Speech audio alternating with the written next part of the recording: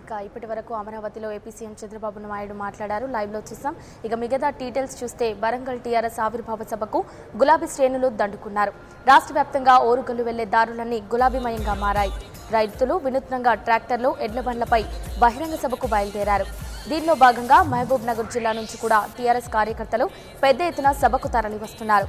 కార్యకర్తలతో పాటు సభకు బయలుదేరిన మంత్రి లక్ష్మారెడ్డి ఉత్సాహంగా గులాబీ శ్రేణులతో స్టెప్పులు వేశారు.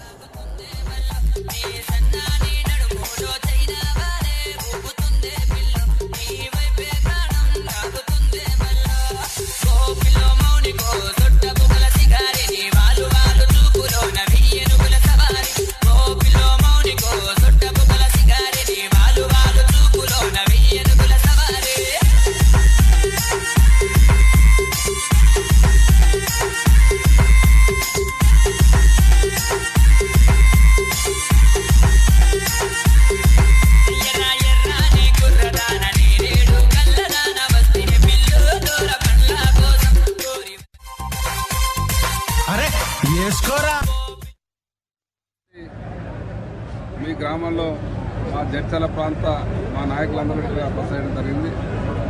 మరి ఇక్కడ మీరు కూడా సహకరించడం జరిగింది.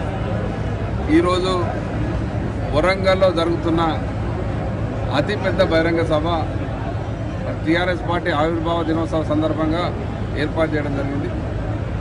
ఆ సభకు ఎవరు ఊహించని విధంగా రాష్ట్ర నలుమూల నుంచి ప్రజలు, ముఖ్యంగా రైతులు కదిలి వస్తూ ఉన్నారు. మరి గతంలో ఏ ముఖ్యమంత్రి రైతుల పట్ల చూపని ప్రేమ కేసీఆర్ గారు చూపించడం, కేసీఆర్ గారు అమలు చేసిన కార్యక్రమాల పట్ల ప్రజలందరూ సంతోషంగా ఉండడం, కేసీఆర్